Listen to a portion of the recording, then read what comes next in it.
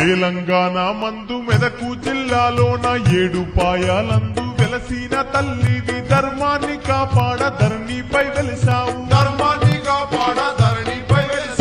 ఇంటింటిలో నీవు ఇలవేల్పువైనావు బాధలను తొలగించే బంగారు దుర్గమ్మ బండ సరికాలందు వెలసిన దుర్గమ్మ